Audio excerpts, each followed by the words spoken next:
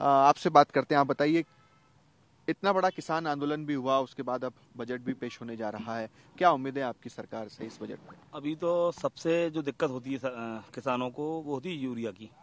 तो सरकार से यही उम्मीद है, अगली बार जो उम्मीद करते हैं, यही उम्मीद करते हैं कि यूरिया का भंडारण ज़्यादा से ज़्यादा हो, जिससे कि उसकी कालाबाजारी बंद हो। अभी कालाबाजारी इतनी बढ़ जाती है कि किसानों को यूरिया लेना मुश्किल हो जाता है, जिससे फसल कमज़ोर होती है। और अभी भी फसल इतनी कमज़ोर है कि बहुत प्रॉब्लम आएगी आगे भी किसानों को। तो सरकार से बस यही कहना चाहते हैं कि यूरिया का ज़्यादा से ज़्यादा भंडारण पहले से करके रखे, जिससे कोई भी किसान परेशान ना हो अपना। कोई भी किसान परेशान ना हो, यूरिया का कम से कम भंडार ज्यादा से ज्यादा हो।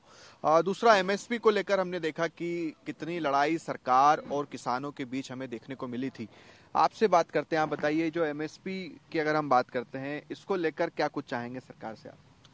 एमएसपी के लेकर यही चाहेंगे कि जो स्वामीनाथन कमेटी की जो भी रिपोर्ट आए, वो उसके आधार पर किसानों को उसका लाभ दिया जाए और पूरा लाभ दिया जाए। अभी तक किसानों को वो मिल नहीं रहा है, तो स्वामीनाथन कमेटी के आधार पर ही किसानों की फसलों का मूल्य तय किया जाए, ये चाहेंगे। फसलों का मूल्य तय करने की बात जो है वो यहाँ पर आप लोग इसकी मांग कर रहे हैं।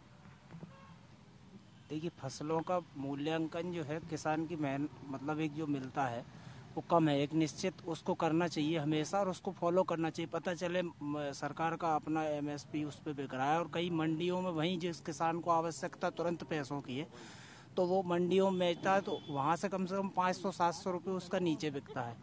दूसरी चीज़, बजट की यदि बात करें तो अन्य वर्गों को जिस तरीके से पेंशन योजना इस तरीके से जो भी होते हैं वो किसानों के लिए क्यों नहीं हो पा रहा अभी तक? वो होना चाहिए। किसान भी तो योगदान कर ही रहा ना देश के उसमें। इसके लिए तो सरकार जो किसान निधि योजना जो चला रही है 6,000 रुपए, उसके तहत वो उसमें देखिए उसमें पूरे किसानों को मिल नहीं पा रहा। वो व्यवस्थित मतलब जो ढांचा उसका है उसके ऊपर सारे किसानों को नहीं मिल पा रहा। कई किसान ऐसे हैं जिसको मिल रहा है, कईयों को नहीं मिल पा रहा है, जिसका आ भी रहा था बंद हो गया, इस तरीके से उसमें है। तो इसके क्या कारण आप लोगों को लगते हैं? आपसे बात करते हैं, आप बताइए कि क्या कारण इसके लगते हैं आपको कि किसानों को जो किसान निधि योजना भी सरकार ने शुरू की है, 4,000 तो अब शिवराज सरकार भी दे रही है, नहीं मिल पा रहा है। देखिए, शिवराज सरकार ने 4,000 तो किए हुए हैं, ये पेपर में आप मीडिया वालों की तरफ से हमें ज्ञात हुआ है। बाकी इतने सारे किसान, दर्जन किसान बैठे हैं, मैं नहीं समझता मेरे गांव में एक किसान को भी सीएम सम्मान निधि प्राप्त हुई है। आप कह रहे हैं जो केंद्र से जो पैसा आ रहा है वो पीएम सम्मान निधि की हम बात करें तो शीघ्र ही 13वीं किस्त डलने वाली है। इस ग्राम खजूरी कला के अंतर्गत अभी 8वीं किस्त पूरी तरीके से नहीं डली हुई है। ठीक है ना, किसान असमंजस की स्थिति में बना हुआ है कि हमारी किस्तें आएंगी कि नहीं। हर महीने 2 महीने में शासन केवाईसी का रोना गा देती है।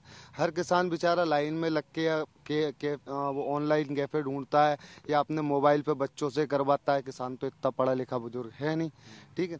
तो मतलब वो केवाईसी में ही उलझा हुआ है, किसान को सरकार ने केवाईसी में ही उलझा दिया है। इसमें एक सवाल, महत्वपूर्ण सवाल यह है कि सरकार ने तो अपनी ओर से योजना शुरू की, उसको लेकर अलग से बजट भी निर्धारित कर दिया, ग्राउंड पर क्यों नहीं वो इम्प्लीमेंट क्यों नहीं हो पा रहा है? उसमें कहाँ पर कमी रह जाती है? देखिए, ये तो शासन के जो वर्कर हैं, जो प्रशासन के लोग हैं, वो है ना। यहाँ पे भी सीएम साहब ने कहा है कि हर मंगलवार और गुरुवार के दिन आरआई और पटवारी तहसीलदार गांव में चौपाल पे बैठ के अपना काम करे।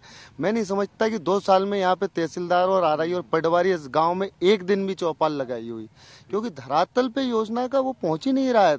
मतलब समीकरण बैठ ही नहीं पा रहा है। शासन को, मैं तो बजट के लिए मैं बात करूंगा कि शासन को पूरा तरीके से किसानों के लिए जो उपकरण है, ट्रैक्टर है, ट्रॉली है, कल्टीवेटर है, हार्वेस्टर है, बोनी मशीन है, इनको टोटल टैक्स फ्री करना चाहिए। जैसे पहले टैक्स फ्री थे, अभी भी टैक्स फ्री करना चाहिए। ट्रैक्टर पे 18% ये भी एक महत्वपूर्ण मुद्दा है किसानों का कि जो भी कृषि के उपकरण हैं उन पर काफी टैक्स लगा दिया गया है और इसको लेकर भी किसान सरकार से मांग करते हैं कि कम से कम इस पर से टैक्स हटाना चाहिए, ताकि कृषि जो है वो खेती और भी आसानी से हो सके, क्योंकि खर्चा काफी बढ़ा है। और भी